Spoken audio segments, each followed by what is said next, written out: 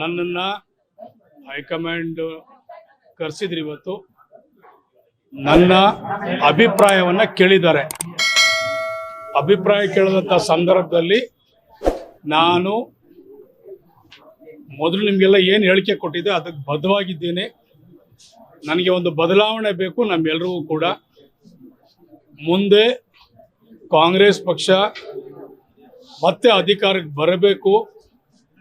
ನಾವೆಲ್ಲರೂ ಕೂಡ ಕಾಂಗ್ರೆಸ್ಸಲ್ಲಿ ಇನ್ನೂ ಹೆಚ್ಚಿನ ರೀತಿಯಲ್ಲಿ ನಾವೆಲ್ಲರೂ ಕೂಡ ಏನಾದ್ರೂ ಬೆಳವಣಿಗೆ ನೋಡಬೇಕಂತ ಹೇಳಿದ್ರೆ ಒಂದು ಬದಲಾವಣೆ ಬೇಕು.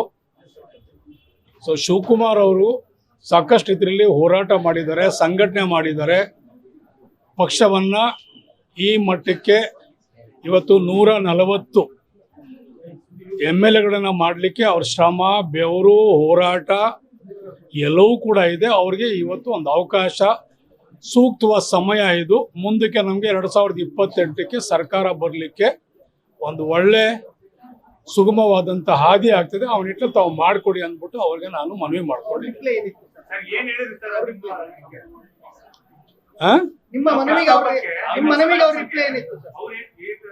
ಮಾಡ್ತೀವಿ, ನೀವೆಲ್ಲರೂ ಹಿಂಗೆಲ್ಲೂ ಮೀಡಿಯಾದಲ್ಲಿ ಮಾತಾಡಬಾರ್ದು ಅಂತ ಹೇಳ್ತಾರೆ. ಮಾತಾಡಬೇಕಾಗ್ತದೆ, ನಾವು ಹೇಳ್ತೀವಿ. ನಮ್ಮ ಜಿಲ್ಲೆಯವರು ತಾವು ಕೂಡ ಗಮನಿಸಿದಿರಿ, ಅವ್ರ ಜೊತೆಲಿ ತಾವು ಕೂಡ ಕೆಲಸ ಮಾಡಿದ್ದೀರಿ. ಸ್ವಾತಂತ್ರ್ಯ ನಡಿಗೆ ನೋಡಿದ್ದೀರಿ, ಮೇಕೆದಾಟು ಹೋರಾಟ ನೋಡಿದ್ದೀರಿ, ಭಾರತ್ ಜೋಡೋ ನೋಡಿದ್ದೀರಿ, ಆರೋಗ್ಯ ಹಸ್ತ ನೋಡಿದ್ದೀರಿ. ಅವ್ರಿಗೆ ನೀವು PCC ಅಧ್ಯಕ್ಷರು ಮಾಡಿದಂಥ ಸಂದರ್ಭದಲ್ಲಿ ಎಷ್ಟು ನಂಬರ್ ಇತ್ತು ಅದನ್ನು ನೋಡಿದ್ದೀರಿ. ಅದಾದ ನಂತರ ಕೋವಿಡ್ ಸಂದರ್ಭದಲ್ಲಿ ಏನೆಲ್ಲ ಹೋರಾಟ ಮಾಡಿದ್ರು, ಯಾವ ರೀತಿ ಬಸ್ ಸ್ಟ್ಯಾಂಡು, ರೈಲ್ವೆ ಸ್ಟೇಷನ್ ತಿರುಗಿಡಿದ್ರು, ಶವ ಸಂಸ್ಕಾರ ಯಾವ ರೀತಿ ಮಾಡಿದ್ರು, ಆವತ್ತಿನ ಸಂದರ್ಭದಲ್ಲಿ ರೋಡಲ್ಲಿ ಯಾರಿದ್ರು, ಯಾವ ರೀತಿ ಜನಕ್ಕೆ ಒಂದು ಉತ್ತಮವಾದಂಥ ಇದನ್ನು ನ್ಯಾಯವನ್ನು ಕೊಟ್ಟಿದ್ರು, ಎಲ್ಲ ನೀವೆಲ್ಲ ಗಮನಿಸಿದ್ದೀರಿ. ಸೊ ಆ ಒಂದು ನಿಟ್ಟಿನಲ್ಲಿ ನಾವಿವತ್ತು ನಿಮಗೆ ಒಂದು ಬದಲಾವಣೆ ಕೇಳ್ತಾ ಇದ್ದೀವಿ. ನಾವು ಸಿದ್ದರಾಮಯ್ಯನವರ ಭಾಳ ಆತ್ಮೀಯರು, ನಾವೆಲ್ಲರೂ ಕೂಡ ಅವ್ರಿಗೂ ಅವಕಾಶ ಕೊಟ್ಟಿದ್ದೀವಿ. ಮೊದಲು 5 ವರ್ಷ ಇದ್ದರು, ಈಗೂ 2.5 ವರ್ಷ ಇದ್ದರು. ನಮಗೊಂದು 2.5 ವರ್ಷ ಅವಕಾಶ ನಮ್ಮ ಜಿಲ್ಲೆಯವರು, ನಮ್ಮವರು, ಒಳ್ಳೆಯ ಒಂದು ಸಂಘಟನೆಗಾರರು, ಹೋರಾಟಗಾರರು ಇವತ್ತಿನ ಸಂದರ್ಭದವ್ರು ಕೊಟ್ಟರೆ ಮುಂದಕ್ಕೆ ಎಲ್ರಿಗೂ ಕೂಡ ಒಳ್ಳೆಯದಾಗ್ತದೆ. ಮುಂದೆ ನಾವು ಸರ್ಕಾರ ನೋಡ್ಬೋದು ಅನ್ನೋ ಉದ್ದೇಶದಿಂದ ನಾನು ಮನವಿಯನ್ನು ಮಾಡಿದ್ದೀನಿ. ಅದಕ್ಕೆ ಸ್ಪಂದನೆ ಚೆನ್ನಾಗಿ ಮಾಡಿದರೆ ಆಯಿತು, ನಾವೆಲ್ಲ ಅದಕ್ಕೆ ತೀರ್ಮಾನ ತಗೊಳ್ತೀವಿ ಅಂತ ಹೇಳಿದ್ದಾರೆ.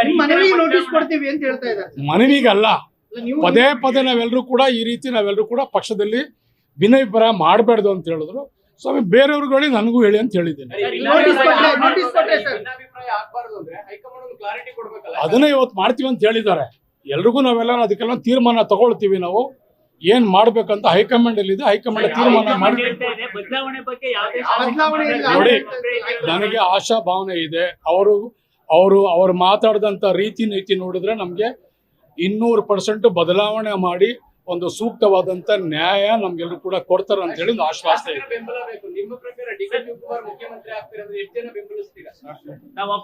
ಮಾಡ್ತಾರೆ. ನೋಡಿ, ಇಲ್ಲಿ ಕೇಳಿ ನೋಡಿ, ಶಿವಕುಮಾರ್ ಅವ್ರಿಗೆ ಸಾಕಷ್ಟು ಬೆಂಬಲ, ಶಾಸಕರ ಬೆಂಬಲನೂ ಇದೆ, ಹೈಕಮಾಂಡ್ ಬೆಂಬಲನೂ ಇದೆ, ಅವ್ರಿಗೆ ಆ ಶಕ್ತಿನೂ ಇದೆ. ಆ ಒಂದು ಬೇಕಾದಷ್ಟು ರೀತಿಯಲ್ಲಿ ಅವ್ರ ಕ್ವಾಲಿಟಿ ಎಲ್ಲ ರೀತಿಯಲ್ಲೂ ಕೂಡ ಅವರೆಲ್ಲರೂ ಕೂಡ ಶಕ್ತರಾಗಿದ್ದಾರೆ ಅಂತ ಹೇಳಬಲ್ಲೆ ನಾವು.